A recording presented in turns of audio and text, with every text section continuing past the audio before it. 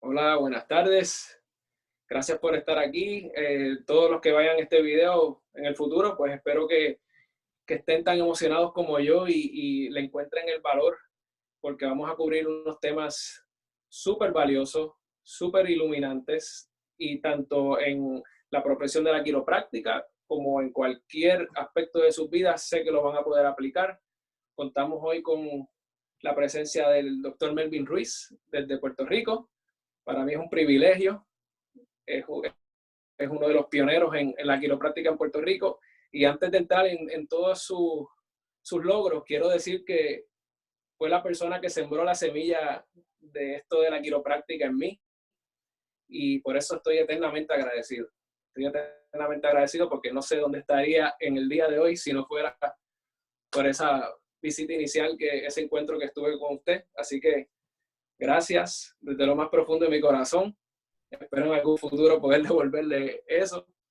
Y bueno, Melvin se graduó de la escuela de Davenport, Iowa, Palmer College, que es la escuela original de quiropráctica. También es certificado en hipnoterapia clínica, certificado en programación neurolingüística, que vamos a estar hablando un poquito en el día de hoy. También es instructor, es el que ofrece la certificación en Puerto Rico, ¿verdad? Y no sé si en alguna otra parte de, del mundo, pero eso definitivamente es algo que también lo mueve. Siguió estudios en neurología funcional, fue en algún momento el presidente de la Asociación de Quiroprácticos de Puerto Rico. Así que, Melvin, gracias, es un honor. Estamos Bienvenido. aquí para compartir y para mí es un Gracias. placer. Gracias por invitarme. Gracias. Le quiero dar las gracias un momento a los compañeros de Iquiro, que son los que han hecho todo esto posible. Definitivamente han hecho una labor admirable en unir fuerzas, en crear puentes entre profesionales de diferentes partes del mundo, donde todos traen su conocimiento, su sabiduría para seguir enriqueciéndonos a todos, tanto, por ejemplo, yo, estudiante, como docentes, quiroprácticos, que están empezando su carrera en cualquier nivel que se encuentren. De verdad se lo agradezco a los miembros de Iquiro, a Rubén, a Carlos y a todos los miembros. Así que, Melvin, quiero empezar con que nos hables un poquito de quién es usted, cómo llegó a esto de la quiropráctica y la programación neurolingüística. ¿Ok? Bueno, con respecto a la quiropráctica, eh, resulta que cuando yo era un niño, yo era sumamente asmático. Yo nací, me crié en la ciudad de Nueva York. Y pues era sumamente asmático, tenía un asma que a veces me llevaba al hospital por una semana completa y estaba pues con muchos medicamentos, haciéndome pruebas de alergia constantemente, todo el tiempo en el hospital. No podía compartir con mis amiguitos ni ir a jugar a los parques. Siempre estaba encerrado en la casa, pues por el polvo, la suciedad de la ciudad, el frío y el ambiente, ¿verdad? Que no es favorable para una persona asmática. Uh -huh. Cuando yo tenía como 11 años, pues yo estaba bien cansado con los medicamentos. Mi mamá, pues alguien le sugirió que me llevara a un quiropráctico. En aquel entonces, digo, estamos hablando de hace muchos años atrás, pues no había muchos quiroprácticos y ella no sabía lo que era eso. Pero preguntó y por fin me llevó a un quiropráctico allá en la ciudad de Nueva York. Y fue como magia, él me sacó unas plaquitas, me dio una dieta, una serie de ejercicios, comenzó a trabajar conmigo y como por arte de magia se me fue el asma. Y recuerdo que cuando en algunos momentos pues me dio un ataque así esporádico, me llevaban al quiropráctico y rapidito pues respondía y se me quitaba. Y realmente desde ese momento pues yo quedé tan impresionado con la quiropráctica que yo en mi corazón decía, esto es lo que yo quiero estudiar. Me fascinó la idea de que sin medicamentos, básicamente con una serie de ejercicios, una buena nutrición y la terapia quiropráctica, pues gracias a Dios, con eso me pude sanar de ese problema que tenía que era tan serio. Y así comencé con la quiropráctica, ¿verdad? Después que me mudé a Puerto Rico, solicité a varias escuelas, pero siempre con la quiropráctica en mi corazón. Y yo dije, bueno, si en Puerto Rico, que no existía la quiropráctica, por lo menos en las escuelas, habían quiroprácticos, pero nunca daban el doctorado en quiropráctica. Yo dije, si no me aceptan el doctorado aquí en Puerto Rico, pues me lanzo a Estados Unidos a estudiar quiropráctica. Y entonces, pues ahí es donde surgió que varias escuelas en Estados Unidos de quiropráctica me aceptaron y decidí entonces ir a Palmer. Yo me gradué hace 41 años atrás, en el 1979. Así que llevo unos cuantos años de experiencia en esta profesión. Cuando yo vine a Puerto Rico había una población bien poquita de quiroprácticos. Éramos bien pocos, eran como algunos 30 solamente. Ahora hay casi 200 quiroprácticos. Y entonces, pues, básicamente fui quizá uno de los pioneros también dentro de esta profesión en Puerto Rico, donde serví como presidente de la asociación y también de la Junta Examinadora. Fui miembro y presidente por un tiempo. Así que tengo un poquito de experiencia en eso. Con respecto a la programación neurolingüística, yo desde niño, cuando estaba en la casa encerrado porque no podía salir, siempre estuve bien curioso y estudiando sobre el poder de la mente. Y me la pasaba leyendo libros de Ogmandino y de todas estas personas que trabajan con la mente y la programación y cómo lograr el éxito. Y siempre tenía esto en mente porque eso fue lo que yo hacía cuando era niño, ya que no podía salir. Cuando yo termino el doctorado de quiropráctica y vengo a Puerto Rico, me encuentro con un problema bien interesante. Y el problema es que a nosotros en la quiropráctica nos enseñaban a trabajar muy bien con el hardware. En el mundo de computadoras, el hardware es la pantalla, el CPU, el teclado, las bocinas, pero no con el software, que es con la mente y la programación que tienen las personas que está operando, ¿verdad? Y todo lo que ocurre en la mente, pues se somatiza, eso lo sabemos. Pues nos enseñaron a trabajar bien con el hardware, con los músculos, los huesos, el esqueleto, el sistema nervioso y todo lo demás, fisiología, anatomía, postura, pero no nos enseñaron muy bien a trabajar con los problemas mentales. Entonces yo estaba recibiendo todos estos pacientes que ya se sentían desahuciados porque habían ido a muchos médicos y se habían dado terapia y acupuntura y alguna hasta cirugía, y los problemas de salud, especialmente de la espalda, continuaban, y ya tenían inclusive hasta unas creencias de que su condición no se iba a mejorar. Tenían unas creencias de que su condición iba a empeorar, al contrario, ¿verdad? Entonces yo me preguntaba, caramba, ¿qué puedo hacer yo con estos pacientes que vienen a mi oficina con estas creencias ya instaladas en su mente? Es bien difícil trabajar con una persona físicamente si su mente, su programación no está alineada con el propósito de lo que queremos lograr. Así que ahí fue donde, para hacer la historia larga, un poquito más corta, donde pues por fin empecé a coger unos cursos de neurolingüística con el doctor Cheatwood, que es un quiropráctico también, estudiante de Tony Robbins. Y por ahí comencé y eso me fascinó la idea. Pensé que sería excelente si yo pudiera traer la quiropráctica a Puerto Rico. Entonces, pues me certifiqué como practicante, como master practicante, como trainer y eventualmente como master trainer. Y para eso, pues tuve que viajar a Canadá, Inglaterra, Estados Unidos, en varios sitios. Y a la misma vez, pues me certifiqué como hipnólogo clínico. Así que tengo todo ese bagaje para trabajar con mis pacientes. Y realmente ha sido una experiencia espectacular, porque ahora no solamente por medio de la comunicación puedo cambiar esa programación negativa y esas creencias limitantes, pero también entonces puedo ayudarle a que puedan responder físicamente con los problemas que han creado por medio de la somatización. Recuerden que somatizar significa transferir lo que está ocurriendo en la mente al cuerpo. Por eso surgen los problemas psicosomáticos, que de acuerdo a los psicólogos, y yo estoy bastante de acuerdo, la gran mayoría de las enfermedades son de hecho psicosomáticas. Y hoy en día, con este problema del COVID-19, ¿verdad? Con las pandemias, pues hay muchos problemas con respecto a la programación mental y la ansiedad y la preocupación y el desespero, las depresiones que están ocurriendo en la gente a consecuencia de todo esto.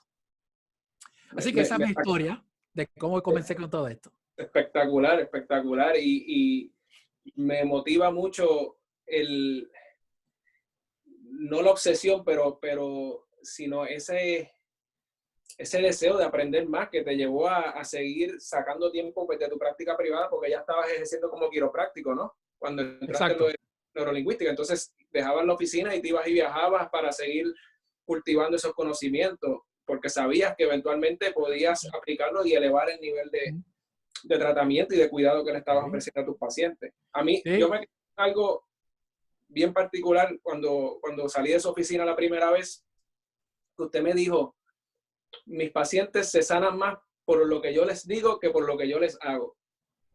Y eso fue como, wow, un jamacón, porque casi siempre cuando hablas con cualquier profesional de la salud, muchos de ellos quieren coger el crédito de que ellos fueron los que sanaron, los que provocaron la sanación. Y entonces, pues por medio de la palabra y la comunicación, lograste provocar un cambio en ese sistema y que el cuerpo mismo hubiera un cambio fisiológico y se prendiera un switch. O sea, para mí fue fascinante. sí, yo te diría que más que era, es una pasión por querer ayudar y hacer lo mejor posible. Y déjeme decirle que al principio yo veía 50, 60 y más pacientes en mi oficina. Y cerrar mi oficina por 2 semanas, un mes, llegué hasta cerrarla por 2 meses para poder ir a estudiar esto de programación neurolingüística. Pero fue interesante que yo me iba a estudiar y estaba la oficina cerrada por 2 semanas, un mes o 2 meses. Y cuando regresaba, pues obviamente la oficina estaba en cero. Pero bien rapidito lograba poner la oficina tan bien como antes y hasta mejor porque me di cuenta que los pacientes comenzaban a mejorar mucho más rápido. Cuando un paciente antes me tomaba 30, 40 visitas para lograr un cambio, ahora lo lograba en 5, 10 visitas o 15 como mucho. Y no era porque me fui a estudiar más quiropráctica y más técnica de quiropráctica, que es muy valioso obviamente, pero que me fui a estudiar una forma mejor para comunicar con el paciente. Y eso fue la diferencia que hizo la gran diferencia. Y uno de los problemas que muchos médicos tienen, y no solamente quiroprácticos, profesionales de la salud de todos los campos, desde doctores en medicina, naturopatía y cualquier otro campo, incluyendo asociados como por ejemplo enfermeras, técnicos, este, todos tienen un problema con la comunicación. Y lamentablemente la gran mayoría de los médicos son, como yo digo, fatalistas. Fatalistas son personas que comunican lo peor de la condición y no le dan esperanza al paciente. El paciente sale de la oficina frustrado, empeorado porque piensa que su condición es una condición que nunca va a mejorar, que al contrario va a empeorar. Y aunque eso fuese cierto en muchos casos, pero sin embargo, el médico que le infunde posibilidades de mejorar, de tener una calidad de vida mejor al paciente, pues obviamente está dando dos servicios. El servicio físico, como los quiroprácticos, y también el servicio de una buena fe, una buena esperanza, y la oficina se convierte en un oasis para el paciente. Algo que no encuentra en ninguna otra oficina. Y eso es una de las cosas que mis pacientes reciben cuando vienen a mi oficina después que han ido a muchos otros médicos, que han tratado muchos otros tipos de tratamientos.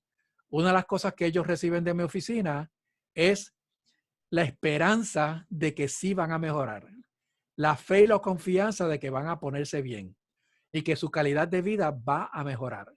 Eso nada más es ese bálsamo que ayuda al paciente a realmente mejorar y ser más fiel al tratamiento de uno.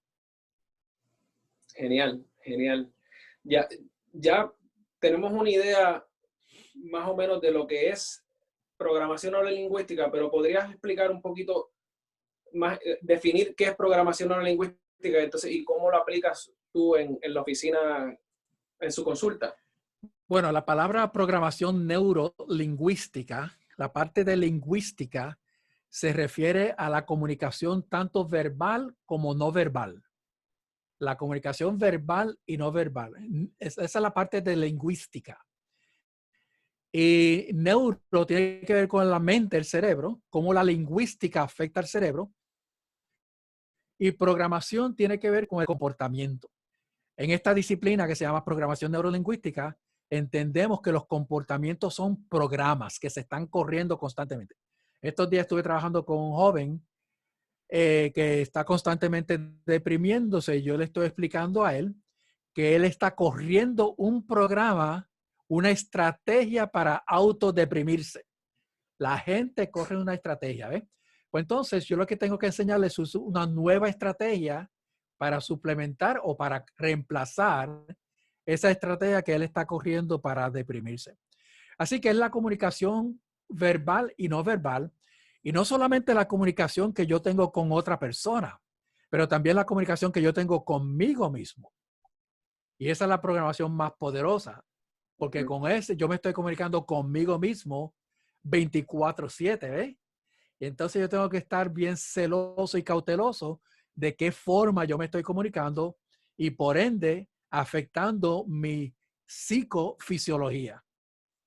Y entonces, pues la programación tiene que ver con eso, con la comunicación verbal y no verbal y cómo eso influye a la mente humana y por ende al comportamiento, pero tenemos las dos tangentes.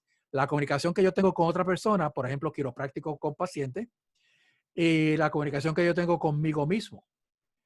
Así que yo tengo que enseñarle al paciente también a comunicarse de forma diferente con él mismo. Porque si sigue comunicándose de la misma forma como se ha ido comunicando por años, pues entonces va a seguir teniendo los mismos problemas. Y ahí es donde entonces hay que tener buena audición y prestar atención a cómo la persona habla para darse cuenta de cuáles son las programaciones que esa persona está corriendo internamente. ¿Okay? Es como realmente escuchar detrás de lo que están diciendo, porque usualmente en mi experiencia he visto que muchas personas como que se autosabotean. Por ejemplo, pues dicen, yo no quiero estar enfermo, doctor, o no quiero este dolor de espalda, pero no te están diciendo, yo me estoy mejorando o quiero estar saludable. Entonces, ese pequeño cambio yo creo que lograría una diferencia bien marcada, ¿verdad? Sería un buen punto de partida. Sí, aquí de a lo que tú te refieres es que hay lo que se llama estructura superficial. La estructura superficial son las palabras que salen de la persona.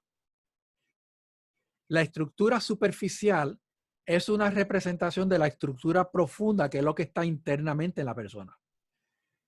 Nosotros cada vez que hablamos estamos reflejando la estructura profunda por medio de la estructura superficial. O sea que no hay proyección, no hay producción, perdón, no hay producción sin proyección. Cada vez que hablamos, estamos proyectando lo que hay dentro de nosotros. Así que si, por ejemplo, si yo le pregunto a un paciente cómo tú te sientes y cómo te va, y me dice, pues, ya no tengo tanto dolor. Pero fíjese que la palabra clave, la palabra verbo es dolor. Y mientras él siga usando la palabra dolor en su vocabulario, lo que tiene internamente cocinándose, verá, trabajando, es la sensación de dolor. Cuando la persona cambie su estructura superficial, es una representación de que cambió su estructura interna. Así que yo presto atención cuando la persona me dice, ya me siento bien o estoy mejorando, me estoy sintiendo mejor, porque entonces ya la estructura profunda está cambiando. Es como, por ejemplo, cuando un paciente viene a mi oficina y ya ha ido a varios médicos y yo le pregunto, ¿qué es lo que tú quieres lograr? Es una pregunta sencilla. Y obviamente, la mayoría de los pacientes presuponen que yo tengo que entender qué es lo que ellos quieren lograr. Pero la pregunta tiene una clave y es para yo escuchar cómo están reflejando la estructura profunda por medio de sus palabras. Y si la persona me dice, pues no quiero tener dolor, pues obviamente mientras me diga que no quiere tener dolor, que no quiere estar incapacitado, que no quiere sufrir, pues mientras siga hablando de esa forma, seguirá justamente sintiendo dolor, seguirá sufriendo, seguirá logrando incapacidad.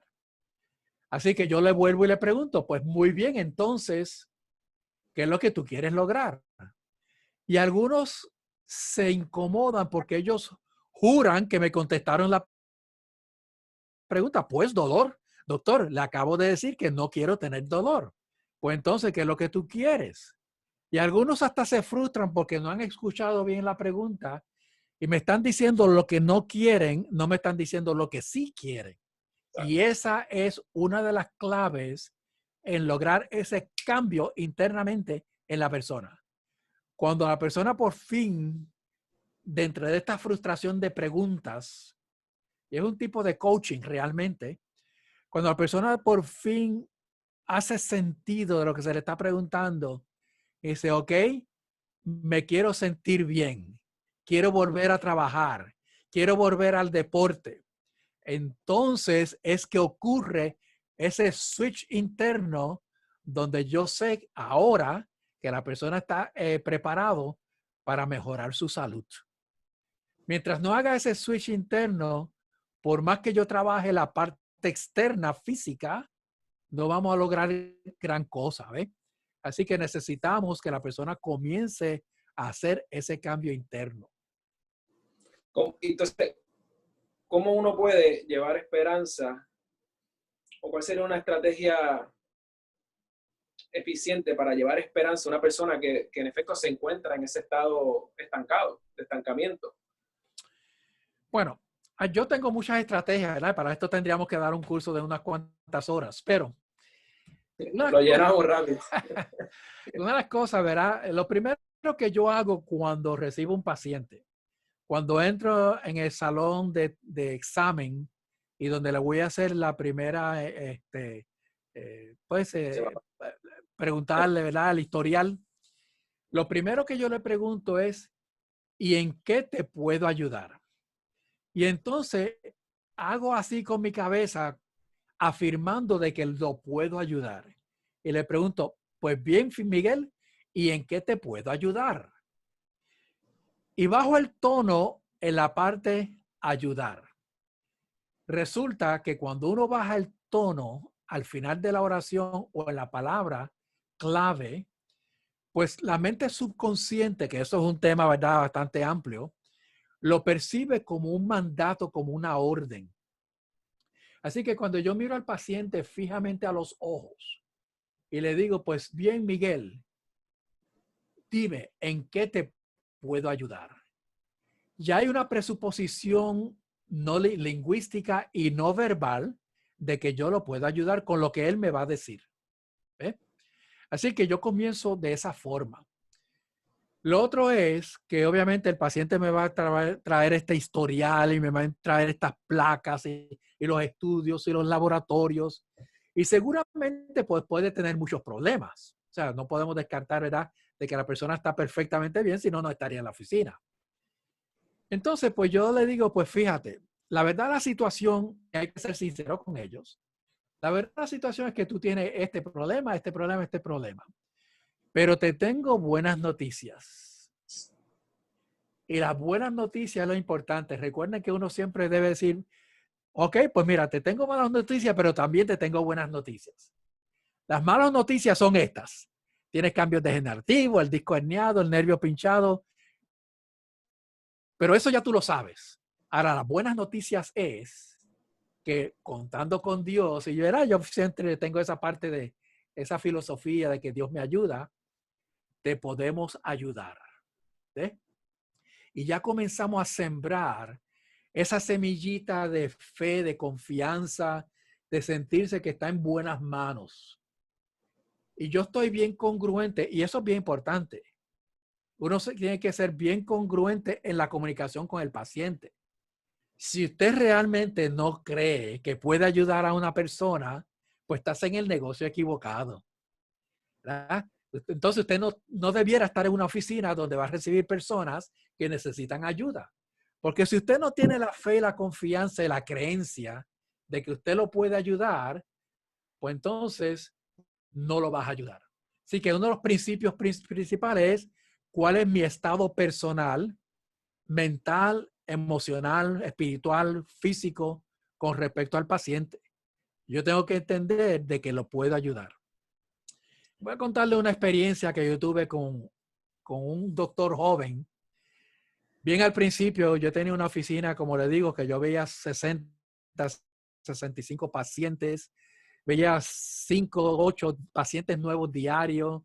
Nosotros estábamos placas, hacíamos algunos laboratorios, o sea que era una oficina muy movida.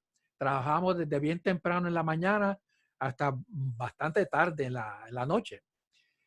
Entonces, al principio, pues yo aceptaba algunos doctores que vinieran a mi oficina que querían trabajar conmigo en lo que ellos levantaban suficiente dinero para entonces abrir su propia oficina. O sea, que eran doctores que acaban de revalidar y todavía no tenían oficina.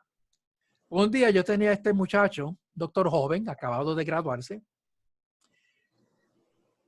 y pues él está atendiendo una paciente y viene con estas placas a consultarme. Me dice, Melvin, tengo esta preocupación. Mira esta placa y es una muchacha jovencita con una escoliosis bien marcada. Y dice, mira para allá esta escoliosis, ¿qué puedo hacer con ella? Y yo miro la placa y decía, raya, la verdad que la muchacha está bien malita. Dime, fulano de tal, doctor fulano de tal, por no decir nombre, ¿verdad? Porque si acaso él llega a escuchar esto. Si esa muchacha fuese tu hija, ¿qué tú harías con ella? Y él me dice, bueno, pues yo lo primero que haría sería esto, después esto, después esto. Caramba, ¿por qué no haces eso? Y él se fue y atendió a la muchacha.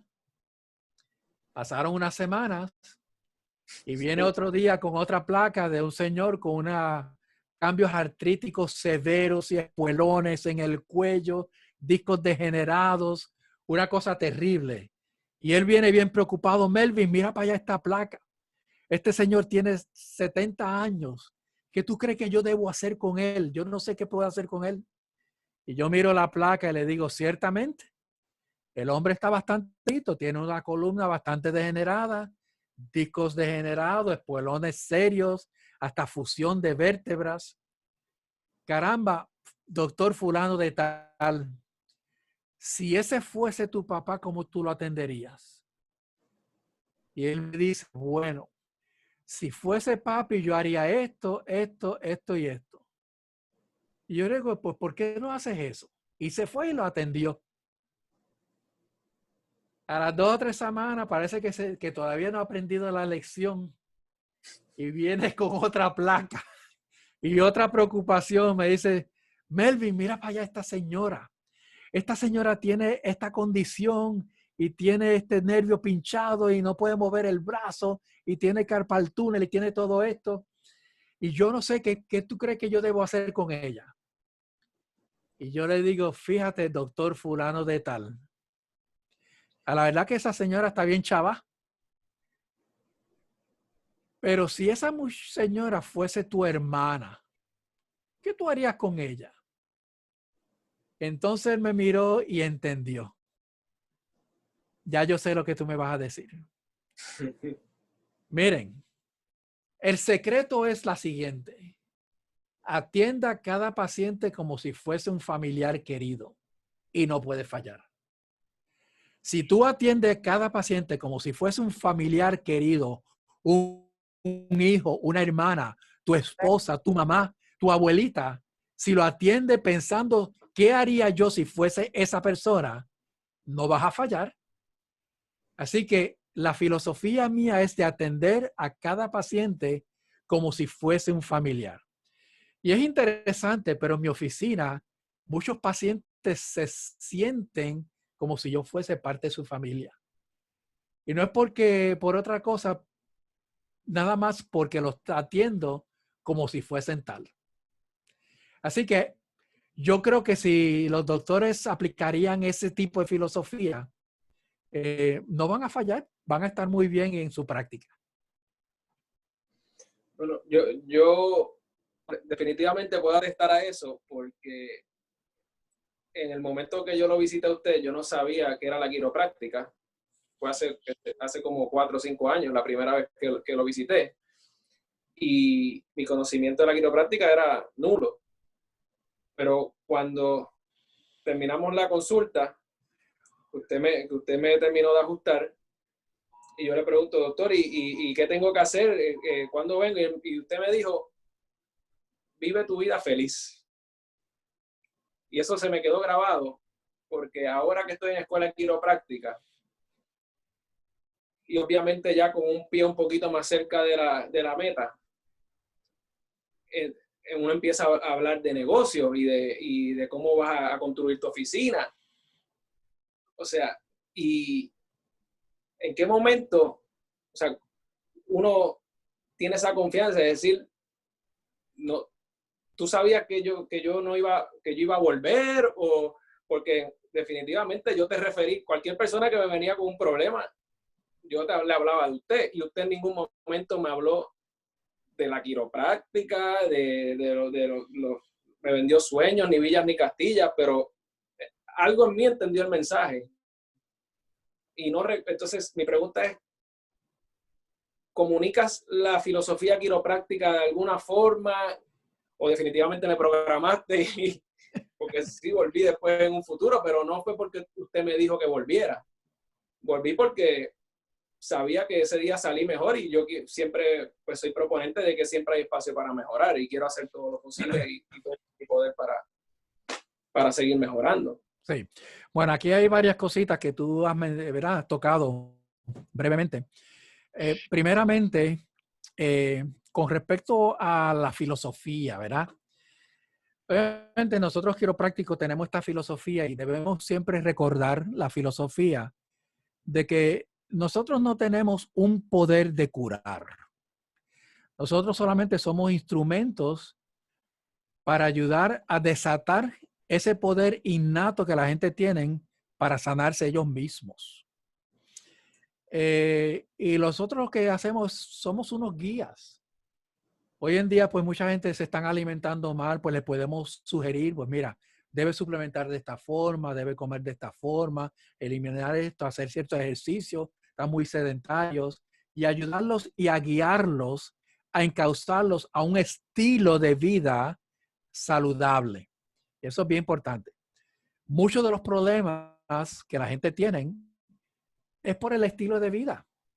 Es por la falta de ejercicio, las posturas. Hoy en día los jóvenes con los celulares, con la cabeza hacia abajo constantemente, el constantemente estar sentado guiando para trabajar, sentado en la casa todo el tiempo. Tú sabes, no, la gente no está haciendo el ejercicio. O sea que tenemos que ayudar a las personas a retornar a un estilo de vida que es más natural, lo que debe ser.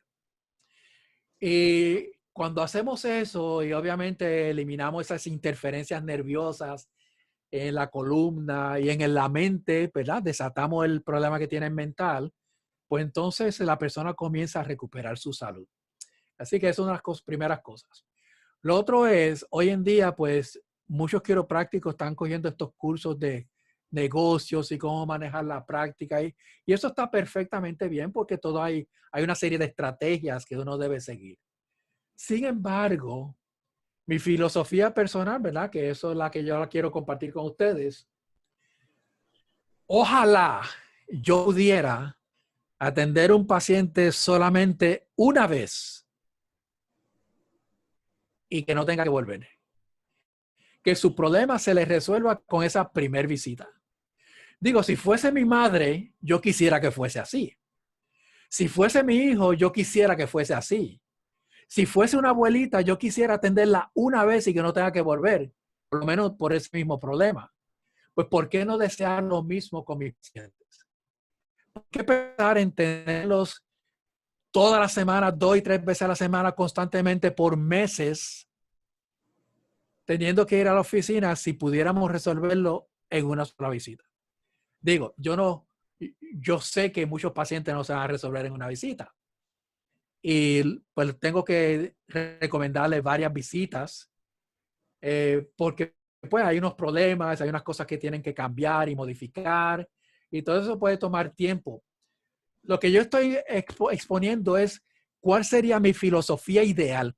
Mi filosofía ideal sería que fuese solamente una vez. Y déjeme decirle, si yo lograse algún día, y Dios lo quiera, atender a los pacientes solamente una vez y que salgan bien y sanos y recuperados totalmente en esa única visita, yo le aseguro a ustedes que en mi oficina habría una fila desde mi oficina hasta el pueblo, una oficina de gente que vendrían de todas partes del mundo. Si se llega a saber que yo hago eso, porque eso es a nivel de milagros. Así que el enfoque no es cuántas veces yo puedo atender al paciente, sino en cuántas pocas veces le puedo ayudar a resolver su problema. De hecho, dicho sea de paso, yo me preocuparía mucho, grandemente, si yo tengo que ver un paciente más de 15 veces y no le resuelvo su problema. Yo tendría que cuestionarme, caramba, quizás yo no estoy resolviendo el problema, quizás no estoy logrando lo que esa persona necesita. Imagínese algunos, lamentablemente, doctores que quieren ver el paciente 40, 50, 60 veces para resolverle un problema. Yo tendría que hacer juicio sobre mi trabajo personal si realmente estoy siendo efectivo. Así que esa es mi filosofía personal, ¿verdad? Yo no quiero que necesariamente todo el mundo tiene que adherirse a esa filosofía, pero yo quiero que piensen, si ese fuese mi padre, si esa fuese mi mamá, si fuese mi hermanita, cuán rápidamente yo quisiera resolverle ese problema a esa persona. Bien profundo. Y no solamente de que quisieras resolverle un problema, o sea, nada más visualizar o transportarte a que en tu mesa está esta persona a la cual usted ama con cada fibra y cada célula de su cuerpo. Eso va a llevar un nivel también de enfoque y de presencia que sobrepasa cualquier entrenamiento, cualquier libreto, cualquier cosa.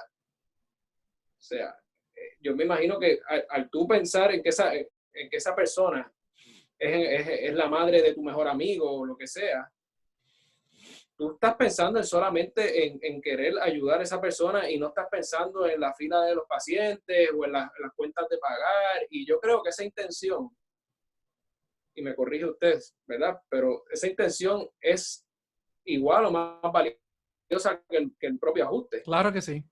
Yo en mi oficina, yo no sé quién me debe, cuánto me deben. Yo, si el plan médico ha pagado, yo no sé nada de eso. Para eso tengo la secretaria. Ese es el problema de ella. El problema mío es cuando llega este paciente a mi oficina, que dicho sea de paso, ha depositado una confianza en este servidor. Mi preocupación es de qué forma yo lo puedo servir de la mejor forma posible.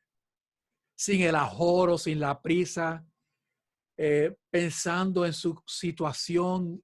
Y miren, yo a veces de noche estoy pensando en un paciente. ¿Qué más puedo hacer con él? ¿Qué cosa diferente esa persona necesita? Y busco por internet a ver si hay algo más que le deba recomendar, algún suplemento, algún ejercicio, algo diferente. Pero pues a mí me preocupa mucho mis pacientes. Antes yo era muy emotivo con mis pacientes y me tocaba emocionalmente. Entonces, que no es lo ideal es que uno mantenga una compostura, ¿verdad? Pero yo me emocionaba fuertemente con mis pacientes. Y eso es un tipo de empatía que nos ayuda a entender la situación del paciente. Y en 40 años yo he pasado por tantas cosas que prácticamente yo puedo entender la gran mayoría de mis pacientes por lo cual están pasando. Tanto por los problemas emocionales, físicos. Digo, yo he tenido accidentes donde yo me he roto tantos huesos en el cuerpo y he tenido tantas complicaciones que yo puedo tener esa empatía y entender a los pacientes. Y después de 40 años, pues obviamente, y eso obviamente, yo diría después de 40 años no, porque ya hacen años que yo he sido de esa forma, quizá por mi formación, ¿verdad? Religiosa, espiritual, pues he tenido ese tipo de compasión con los pacientes y con las personas. Y porque me asocio mucho a mi familia y pensando en ellos, si esta gente fuesen como mi familia. Así que esa parte es bien, bien importante. Y hay tanto que yo quisiera, ¿verdad? Podríamos compartir aquí con respecto a todo esto. Eh, Definitivamente podríamos hablar días y días, pero para seguir corriendo con esto y cambiando un poquito, tirando cambios, en algún momento, posiblemente quizás al principio de tu carrera, te sentiste que tenías que tener la aprobación de todo el mundo. O sea, te sentiste responsable de que todo el mundo te aceptara, o miedo al fracaso, miedo al que dirán. ¿Pasaste por algo similar a eso? bueno, a la verdad que te confieso que realmente no gran cosa. Lo único, ¿verdad? Es obviamente la estigma que los quiroprácticos, especialmente al principio, habíamos sufrido con los médicos. Y esa clase médica que pues siempre ha estado antagonista con los quiroprácticos, pues eso quizás a veces me tocaba, pero desde jovencito yo siempre me dediqué a hablar en público, a dar conferencias, presentaciones. Y yo he aprendido muchas destrezas para defenderme frente a grupos. Y recuerdo que yo he dado conferencias a clubes como Club Sertoma, Club Rotarios aquí en Puerto Rico, donde pues hay varios médicos. Y recuerdo pues que en una ocasión uno de los doctores en medicina me dice, pero ustedes no son doctores en medicina. Y yo le contesté, ciertamente, no somos doctores en medicina, somos doctores en quiropráctica. Igualmente, usted no es un doctor en quiropráctica. ¿Y qué? Cada cual, ¿verdad? En su línea de trabajo.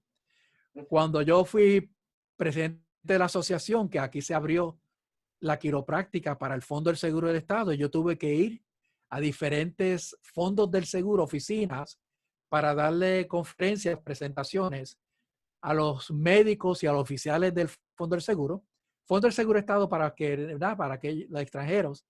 Aquí en Puerto Rico es la organización que se encarga, organización eh, gubernamental, ¿verdad? Local, política, que se encarga de atender a las personas que se lesionan en los trabajos. En inglés le llaman workman's comp, compensación para el trabajador. Pues entonces aquí cuando una persona se lesiona en el trabajo, pues va al Fondo del Seguro de Estado donde lo atienden médicamente y le dan todos los servicios médicos. Entonces, pues los quiroprácticos no participaban de eso y cuando yo estuve en la asociación, pues se abrieron las puertas y comenzamos a hacer eso.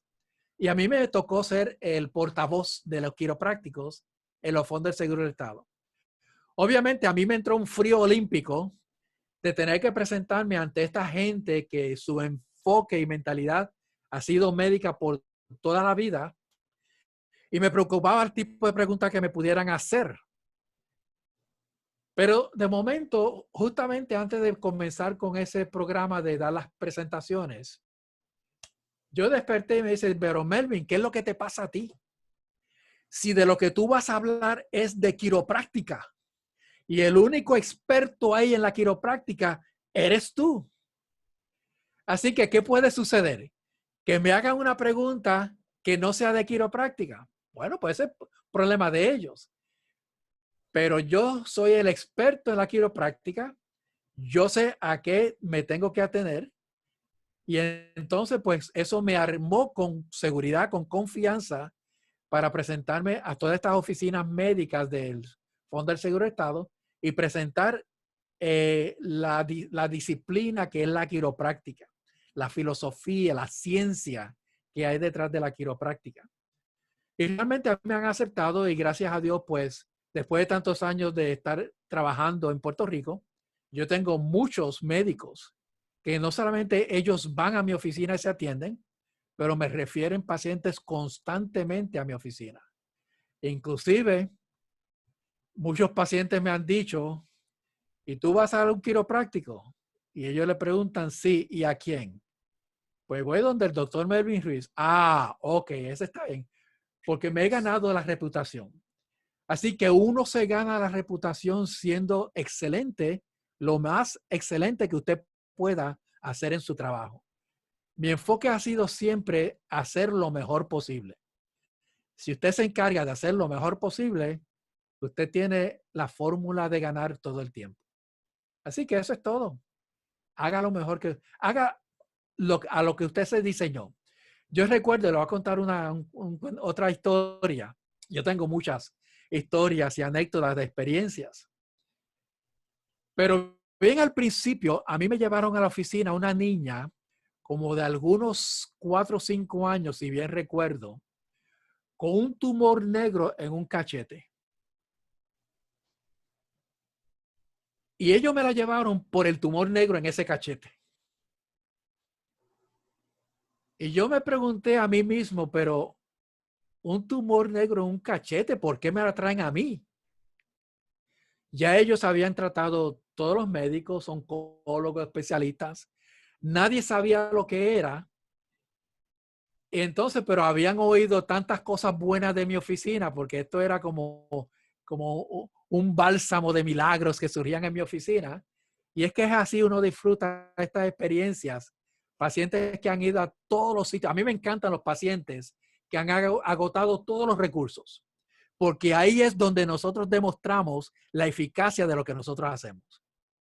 Cuando han agotado todos los demás recursos, acupuntura, fisiatría, medicina y cuanta otra cosa, han ido a todo eso y de momento van a nuestra oficina y se ponen bien, eso habla muy bien de la quiropráctica.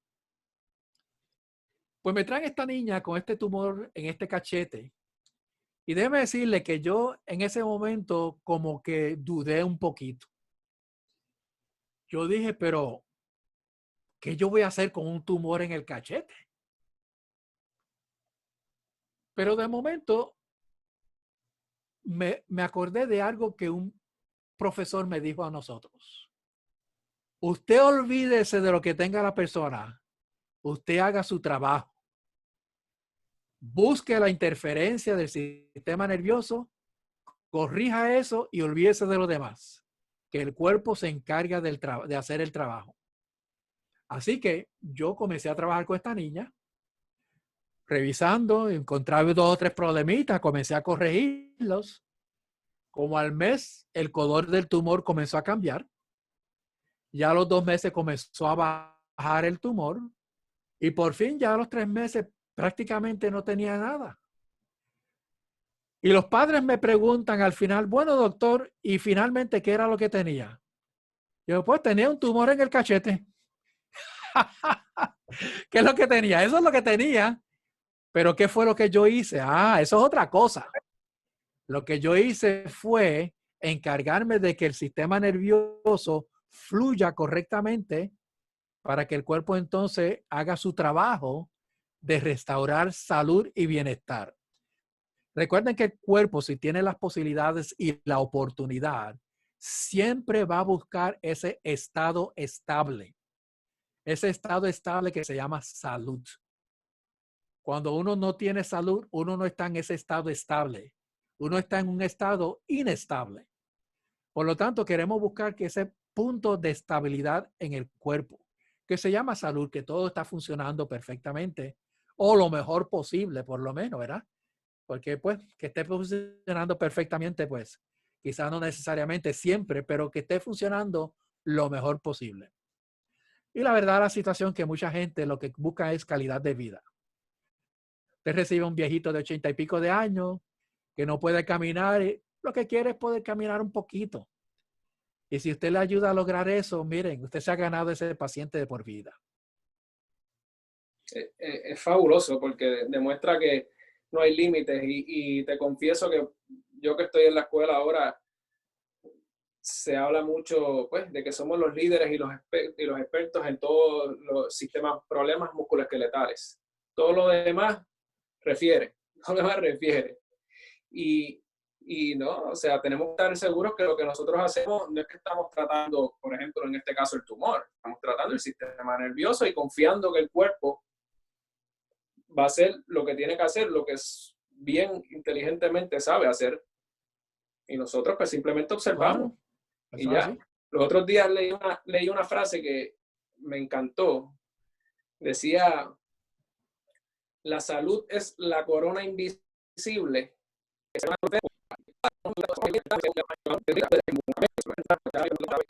¿De qué vale el resto? Sí, bien importante. Quisiera que, ¿verdad? Regresar un poquito a cuestionable, especialmente cuando los mensajes provienen de fuentes que se perciban como una autoridad.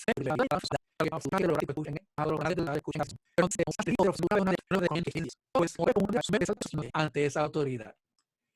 El segundo elemento aquí es que las personas, por estar enfermas de por sí, son altamente sugestionables.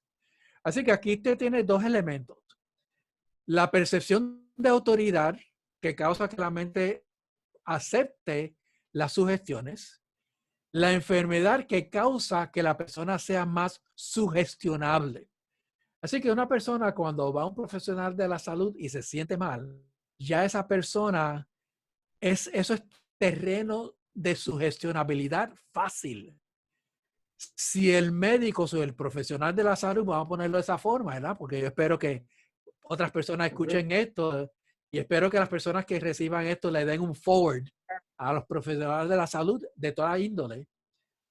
Si el profesional de la salud es un fatalista y le habla de lo mal que está y de lo mal que va a estar y que esto va a estar empeorar y que va a terminar una silla de ruedas, va a terminar incapacitado, ese profesional de la salud, en vez de ayudar, está empeorando la condición del paciente.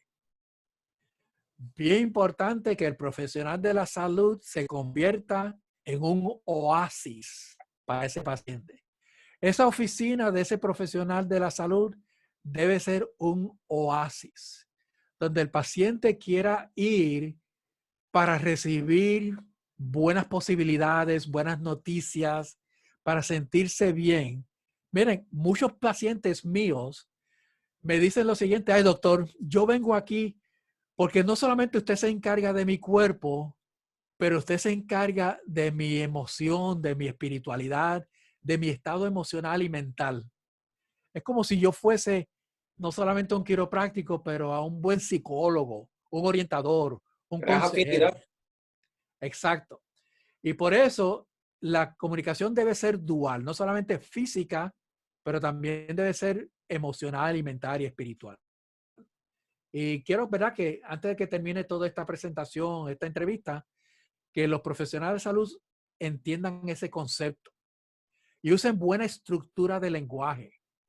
Cuando yo digo estructura de lenguaje, refrasear las cosas. Por ejemplo, en vez de decir, pues, tú estás mal, decir, tú vas a estar bien. Tú vas a recuperar tu salud. Vas a mejorar. O tú puedes recuperar tu salud. ¿Ves? Qué bien te sientes. ¿Cómo te sientes? ¿Te sientes bien? Y usar la estructura lingüística positiva. En vez de decirle no seas negativo a la persona, pues mire, si usted le dice no seas negativo, estás instalando de que sea negativo. Dígale, piensa pensamientos positivos, pensamientos bonitos, pensamientos de posibilidades. Dele a la persona la idea de que tiene que cambiar su forma de pensar y de hablar. Yo le digo a mis pacientes, doctor, mientras yo siento que voy a estar empeorando, que voy a terminar en una silla de ruedas, lo dicen con este tono de voz de llorar. Y yo le digo, pues muy bien, mientras sigas pensando así, así mismo terminarás. Y ellos se quedan sorprendidos, porque de momento estoy reenfocando el problema en ellos mismos. Y entonces le explico, mientras tú sigas pensando de esa forma y creyendo esos pensamientos, es como Henry Ford decía. Henry Ford dijo, si tú crees que puedes o si crees que no puedes, mira, como quiera, estás en lo cierto. Porque lo que importa aquí es cuál es tu creencia. Así que tenemos que cambiar nuestra forma de comunicar y ayudar al paciente a cambiar su forma de comunicarse con él mismo y con otras personas también. Para ayudar en esa misma etapa, utilizas mucho las preguntas, o sea, integras algo, el arte de hacer preguntas para que ellos mismos reconozcan lo que está pasando con Sí, ellos mire, y que automáticamente... las Ajá. preguntas es un arte. De hecho, ahora mismo estoy escribiendo un libro, voy por el tercer capítulo, sobre el arte de hacer preguntas, ¿verdad? Porque por medio de las preguntas usted puede lograr cambios en la gente y puede lograr muchas otras cosas. Pero, por ejemplo, cuando yo, como un ejemplo, ¿verdad? Cuando el paciente, yo le doy la terapia quiropráctica, la que yo acostumbro dar, y le pido que se levante de la cama, yo uso una ligadura lingüística. Y la ligadura lingüística dice lo siguiente, algo por estilo. Muy bien, Miguel, ahora cuando te levantes de la cama o de la camilla, mira a ver qué es diferente ahora. ¿Ok? Cuando yo hago eso, en vez de preguntarle, muy bien, levántate de la cama y mira a ver cómo te sientes. Pues se van a enfocar en que, bueno, todavía tengo dolor, todavía no me puedo doblar, todavía tengo esto. Pero yo quiero que se enfoquen en lo que es diferente. Entonces, pues yo le digo, ahora cuando te levantes de la cama, esta es la primera parte de la ligadura lingüística que va a levantarse de la cama. Fíjate que es diferente ahora. Entonces la persona se levanta de la cama y rápidamente comienza a pensar en qué es diferente. Sí, me siento más sueltecito, sí, me siento más aliviado, sí, me siento más liviano. Entonces me habla de lo que es diferente, no de lo que es igual. Y de esa forma comienzo a cambiar ese switch interno para que la estructura lingüística interna, externa, y sea un reflejo diferente a lo que está internamente ocurriendo. O sea, que queremos que cambie esa estructura profunda. Entonces, pues usamos ese tipo de preguntas. Mira a ver cuál es diferente. Cuando viene a la oficina, la segunda visita, la tercera, pues lo miro y le digo, wow, se ve que estás mejor. Dígame, ¿cómo has mejorado? ¿De qué forma te sientes mejor? En vez de preguntarle sencillamente cómo te sientes. Pues si le pregunto cómo te sientes, me va a hablar de lo mal que se siente. Así que quiero que se enfoque en la diferencia, en la forma como ha mejorado. Y eso ayuda a cambiar las mentes de las personas. Así que ese es uno de los trucos lingüísticos en el arte de hacer preguntas. Y se usa mucho lo que yo uso mucho, las ligaduras lingüísticas. Una ligadura lingüística, cuando usted conecta algo que está ocurriendo en la experiencia de la persona con algo que usted quiere que se logre. Por ejemplo, si la persona se levanta de la cama, eso es algo que está ocurriendo en el momento. Lo que yo quiero que se logre es que se sienta mejor. Así que conecto una cosa con la otra. Y uso muchas ligaduras lingüísticas, como por ejemplo, y en la medida que te des los tratamientos, te va a ir sintiendo cada vez mejor. ¿Ves? La ligadura es que se va a dar el tratamiento y se va a sentir mejor. Y ese mejor, fíjense que yo bajo el tono de voz, porque como dije al principio de esta entrevista, cuando uno baja el tono de voz, el subconsciente lo percibe como un mandato, una orden. Así que en la medida que te vas tratando, en la medida que vas haciendo el ejercicio, en la medida que tomes tus suplementos, irás mejorando cada vez más y más. Y bajo el tono de voz para que se convierta en un mandato subliminal para la mente subconsciente. Así que hay muchos trucos lingüísticos aquí. No sé Poderosísimo. si te pudiéramos dar un curso aquí, ¿verdad? De cómo funciona esto, cómo funciona el subconsciente. Muchas personas que no entienden cómo es que funciona esto del subconsciente. Y ya la ciencia demuestra que en un por ciento bien alto, no me atrevo a decir un número, 90, 95% del comportamiento y las conductas a diario son regidas por el Claro, subconsciente. prácticamente es el 90 y pico por ciento. Son muy pocas cosas que nosotros hacemos de forma consciente. Casi todos los comportamientos son respuestas inconscientes. Por ejemplo, si yo le digo a una persona algo que es ofensivo para esa persona, la persona no comienza a racionar, caramba, ¿me ofendo ahora o me ofendo después? O caramba, quizás no me voy a ofender nada. O quizás me ofendo cuando esté en el carro que nadie se dé cuenta. La gente no hace eso. Si yo digo algo ofensivo a la persona, se ofende en el momento. Son respuestas automáticas. Son como las respuestas de los perros de Pavlov, que uno responde Sí. a la campanita. Y cuando ocurren cosas en nuestro entorno, ahora mismo, ¿verdad? Con esto de las pandemias y el COVID-19, y ahora mismo uno va a un sitio y alguien tose, la gente responde y se ponen histéricos. Pues miren, estas son todas respuestas automáticas. Nosotros no pensamos en eso. Usted no oye a alguien tosiendo y dice, caramba, ¿tendrá COVID-19? ¿Estará infectado o no estará infectado? ¿Me alejo o me quedo cerquita? La gente no hace eso. Sencillamente, rápido se alarman y se apartan. O sea que la mayoría de los comportamientos son no conscientes. Otra cosa es, y esto pues es yo doy un curso en la universidad que se llama Persuasión y Negociación para el Éxito, ¿verdad? Una de las cosas es que las personas toman las decisiones por sus propias cuentas y la gente se motiva por las emociones, no por la lógica. La gente hace las cosas por emoción, no por lógica. Así que tenemos que apelar a la parte emocional. Mucha gente no sabe hacer eso. Inclusive muchos médicos, o vamos a poner los profesionales de la salud, porque yo espero que esto vaya a cualquiera. Muchos de los profesionales de la salud apelan a la parte lógica. Mira, tú mira esta placa, mira este disco, mira esta vértebra, mira este. Entonces la parte lógica de lo que está ocurriendo científicamente. Miren, a los pacientes no les interesa eso. A los pacientes les interesa la parte emocional, cómo se van a sentir, qué van a lograr. Usted apela a la parte emocional. La gente hace las cosas por razones emocionales y después las justifican con la parte lógica. ¿Ok? Así que mucha gente, pues, ven un helado, se lo comen y después que se lo comieron, dicen, a rayo, pero soy alérgico a la lactosa.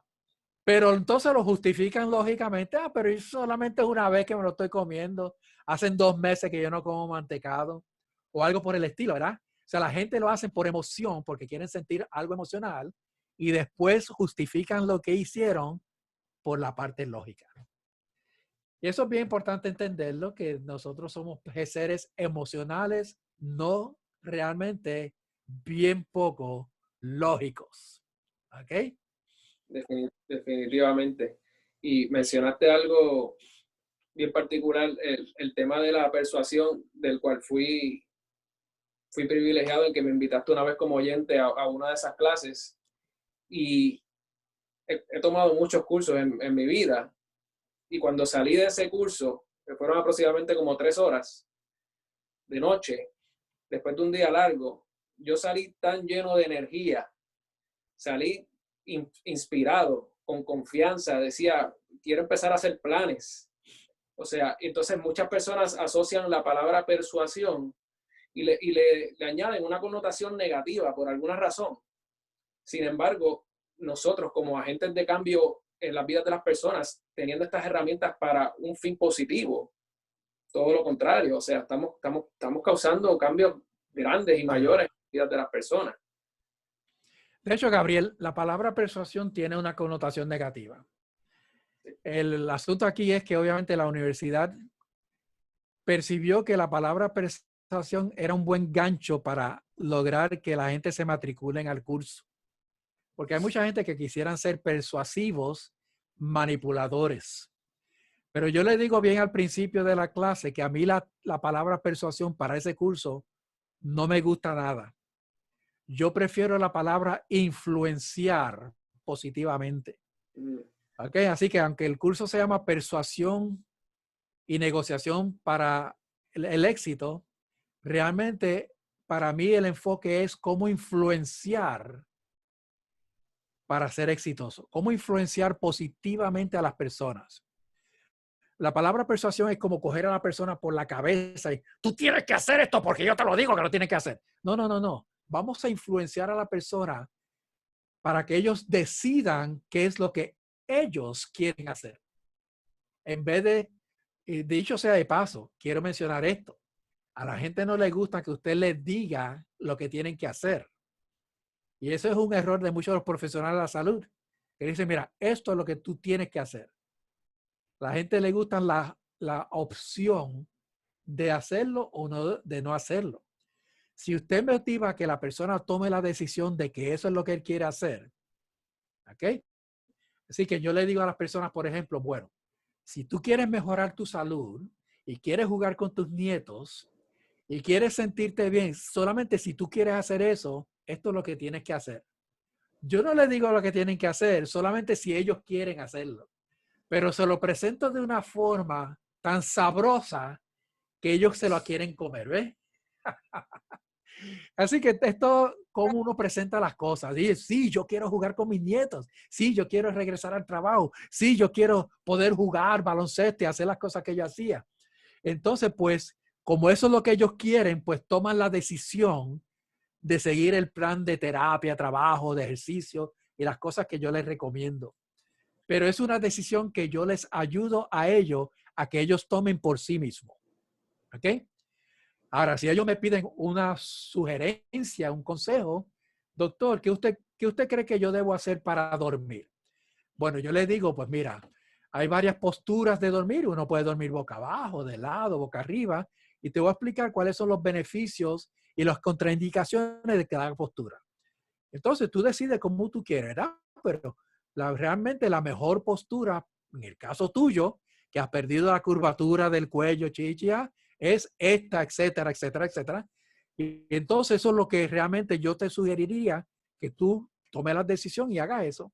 Pero siempre le doy la oportunidad que la persona sea el que tome la decisión. ¿Ok? Y Fabuloso. seríamos mucho más efectivos si en vez de dar mandatos y querer obligar a que las personas hagan ciertas cosas, inclusive hasta para los estudios. Yo a veces, por ejemplo, ayer me una paciente, una niña, que yo he visto yo digo que no se toma plaquita. ¿No cree usted que sería que se tome una plaquita solamente para ver cómo está la situación y si ha mejorado o empeorado? Y la mamá, pues rápidamente, oh, pues claro que sí, vamos a hacer eso. O sea, entonces, pues la mamá fue la que tomó la decisión de hacerlo. Pues le di el referido y obviamente, pues se fueron a hacer la placa. Pero nuevamente, yo siempre le tiro el ganchito de que ellos sean los que tomen las decisiones por su propio bien. A la verdad y a la hora de la verdad, la única persona responsable de su salud es ¿quién? ¿Eres tú? Le digo yo a él. Yo no soy responsable por su salud. Usted es responsable por su salud. Así que usted decide si usted quiere venir a atenderse, si quiere cambiar la postura, si quiere comer mejor. Si usted quiere sentirse bien, usted es la persona responsable de su propia salud. A mí no me eche la culpa si usted no toma las riendas de su salud. Así que en ese sentido me libero un poquito. Yo estoy ahí para orientar y guiar y sugerir, ¿verdad? Y soy muy bueno en eso, porque eso es lo que he estudiado. Y gracias a Dios, pues la gran mayoría de mis pacientes son muy fieles, hacen lo que tienen que hacer y me recomiendan constantemente. Yo nunca he tenido que depender de anuncios y promociones y pancartas ni nada por el estilo. Mi única referencia es la buena palabra de mis propios pacientes. Amén. Así que ahí lo tienes. Fantástico, fantástico. Melvin, quiero, antes de despedirnos y eso, te quería hacer una última pregunta. ¿Qué tres personas han influenciado en tu carrera o qué tres personas admiras en general? No tiene que ser en la quiropráctica nada más. Bueno, obviamente admiro a mis padres y los pongo como una persona. porque pues ellos en mis tiempos de dificultad y mala salud, pues hicieron todo lo posible, ¿verdad? Por ayudarme y por llevarme a los mejores sitios para que yo recupere mi salud. Y pues mi papá y mi mamá, los dos juntos, como una persona, ¿verdad? Porque una entidad son los padres, son personas que yo admiro grandemente. Admiro grandemente, pues, a mi Salvador, que es la persona que me ha dado la fe, la inspiración de querer servir a la humanidad de la forma como lo hago. Yo dependo grandemente de él y todos los días le pido que él sea el que dirija mis palabras, mis acciones, mis pensamientos, mis percepciones, y que cuando yo toque al paciente, que sea él que está tocando a los pacientes a través de mis manos, porque yo tengo la fe de que eso pues funciona así, ¿ok? Y pues anhelo algún día que él pues uno busca que nuevamente viene dentro de ellos hacia afuera, ¿verdad? Y otro es comunicar de una forma para poder influenciarlos para que tomen la acción y cuiden su cuerpo y sean buenos mayordomos de su salud, de su cuerpo. Y las otras personas que me han influenciado grandemente, son tantas personas, pero yo diría que mi familia actualmente, mi esposa, mis hijos, que mi hijo ahora mismo está estudiando quiropráctica también allá en Palmer de Florida, pues son mi inspiración porque yo quiero ser un ejemplo para ellos. Yo quiero que ellos sigan mi legado. Yo creo que he estado sembrando buenas semillas y espero que ellos puedan ver el fruto de todo esto. No solamente en esta vida presente, ¿verdad? O sea, la vida mía, pero que ellos puedan seguir viendo todo esto en el futuro. Así que hay muchas personas que yo admiro y quiero en mi vida, pero tengo que decir que las tres son mis padres, mi Padre Celestial y mi familia actualmente. Estoy seguro que están súper orgullosos por todo lo que han aprendido junto a ti, igual que yo estoy súper agradecido de que nos hayas regalado tu tiempo en el día de hoy. Yo sé que ya empezaste a trabajar y has tenido un día largo. Espero que esto se pueda repetir en algún momento en esta plataforma, en seguir compartiendo y aprendiendo juntos. De verdad que es un tema que es difícil comprimir en una hora y hay tanto para aprenderlo. ¿Cuánto dura el curso de la maestría de programación neurolingüística? Bueno, hay dos programas. El programa de certificación, que es un programa de 120 horas, y el programa de Master en programación neurolingüística, que son 120 horas adicionales. Yo estoy considerando, lo que pasa es que todavía no sé cómo hacer el montaje por internet, de hacer un cursito de cómo influenciar positivamente y cómo conectar positivamente con las personas. Quisiera dirigirlo, ¿verdad? Profesionales de la salud, aunque está dirigido a todo el mundo. Así que estoy considerando hacer algo así por medio de internet. Quisiera que no sea algo grabado, sino que sea algo más interactivo, donde yo esté presente dando la presentación. Así que si hay personas que están interesados en esto, me pueden enviar por correo electrónico, ¿verdad? Que están interesados. Y una vez yo tenga algo parecido montado, pues yo les dejo saber. Será un programa quizás de algunas 20, 22 horas, quizás 6 semanas o 7 semanas, 2 meses. Y sería por las noches, o sea, de la tardecito en la noche. ¿Por cómo las personas te pueden contactar, aquellos que quieran conocer un poquito más? Bueno, Saber, primeramente mi página web es melvinruiz.com, que de hecho está ahí escrito en la pantalla, melvinruiz.com. Mi correo electrónico es podium@xsn.net, pero eso lo pueden conseguir también en mi página web. También en mi página web, para los que estén interesados, hay una pestaña que dice artículos. En esa sección hay una serie de artículos que yo he publicado en los últimos años. La verdad que faltan como el último año y medio no he subido los artículos. Tengo que hacer ese trabajito.